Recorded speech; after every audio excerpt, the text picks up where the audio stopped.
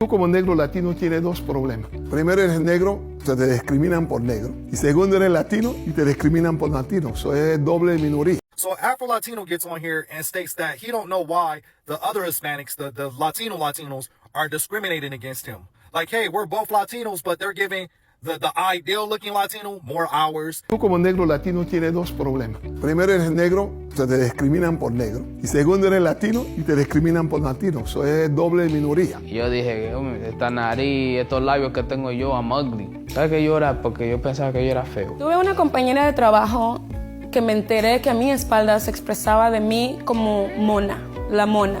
¿Sabes qué es lo más triste?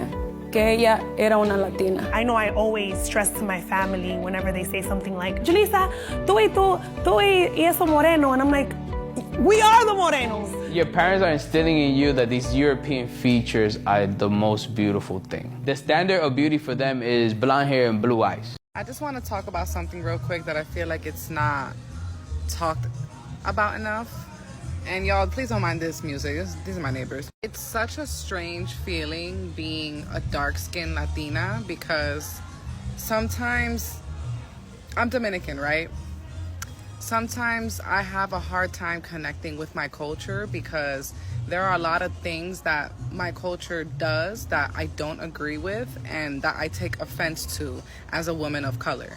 So today, for example, I was at work and I was talking to a coworker that doesn't really know me well or whatever about relationships and stuff like that. He's a fair tone Dominican, so he looks more Spaniard. We all know Dominicans come in different shades and stuff like that. My whole life, I just have never been attracted to Latino men.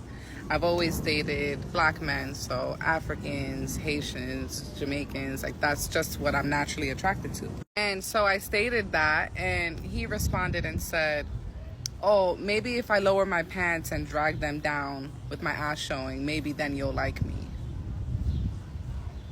What is that even supposed to mean? Like, what are you implying when it comes to black people? There has also been moments where I'm with another like fair tone Dominican, and I remember one time I went to BJ's, and when we got there, she said, oh my God, there's so many black people around. I was like, what are you talking about?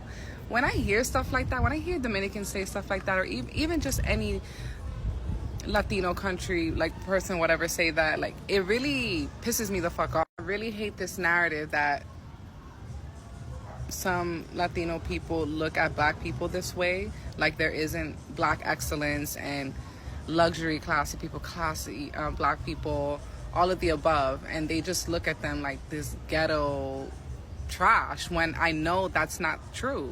It's not true, and it really upsets me. And obviously I am of color, so I identify, I relate, and I connect more with black people because I know what it's like to be made fun of for my complexion. That happened my whole childhood where I got made fun of because of my complexion, and I hated that.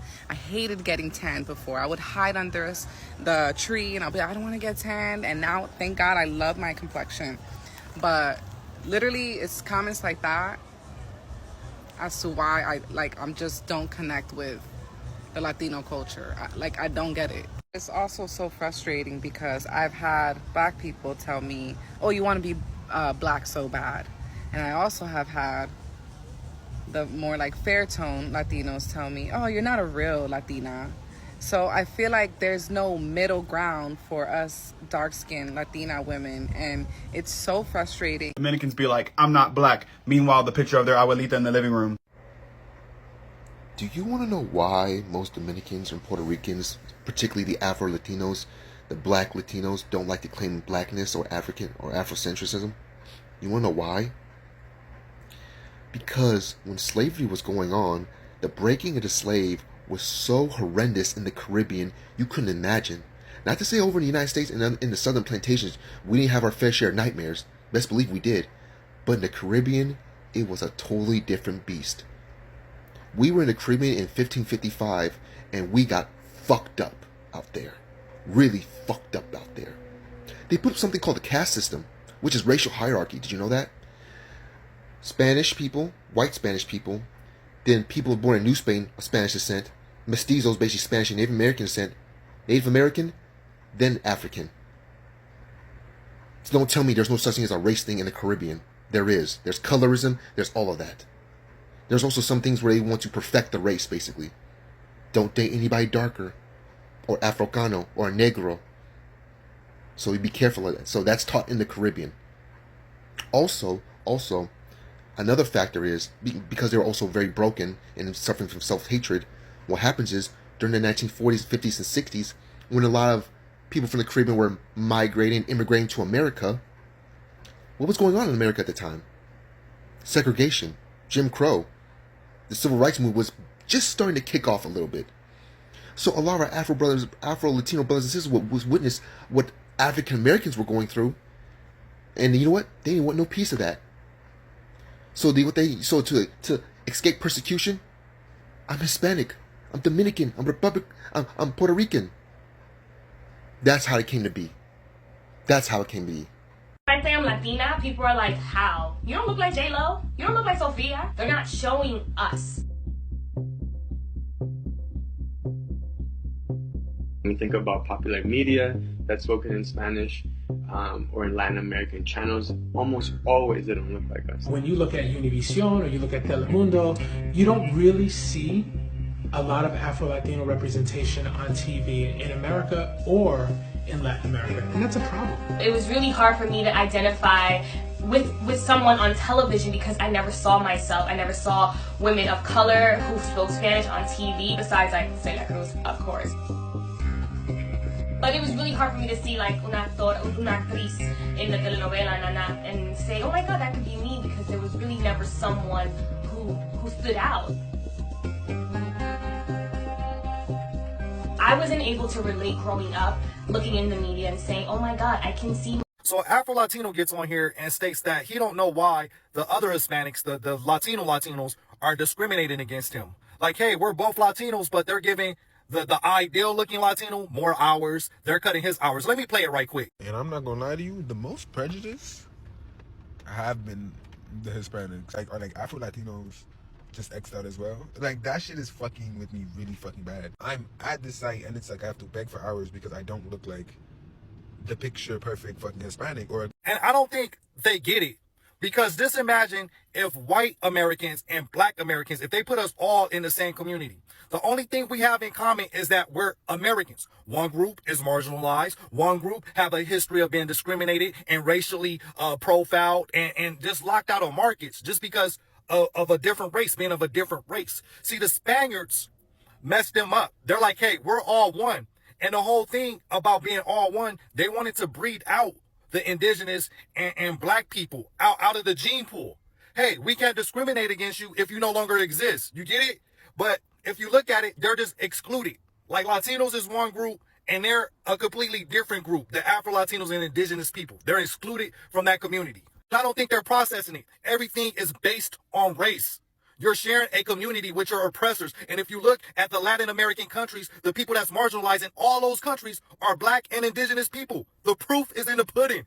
Before I go any further, addressing my shirts, y'all asked me where I got the shirt. I got the shirt from a grocery store. I can't remember if it was Walmart or Target, and I have a disorder. So if I see something I like, I have to buy 6 or 12 of them. There were only 7 left, and I bought that. Usually I buy 6, but I was an oddball about all they had. It was a 7 left. That's why some are faded more than others. The other 2 are faded. One has a hole in it, and these 2 have lip gloss stains on the side. No matter how much I wash them, I can't get that out.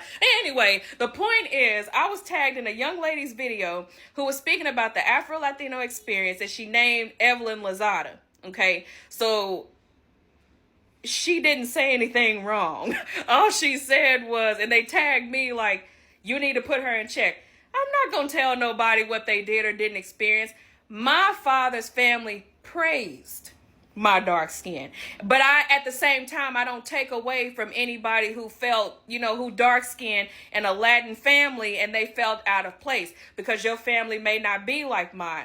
My father's family celebrated my dark skin. The only time I felt a wee bit out of place was around my mother's people, and being the only blackberry molasses, and I look around and I don't see nothing but brown sugar and brighter, I felt a little, I ain't nobody looking like me. But I was never ostracized to the point it made me uncomfortable, which is why I respect my brothers and sisters who make content and say this is what they've experienced growing up in an Afro-Latino family, or being Afro-Latino in a mainly Latino family who just are brighter skinned, and you're the only one that's darker skinned. You can't tell people what they did or did not experience.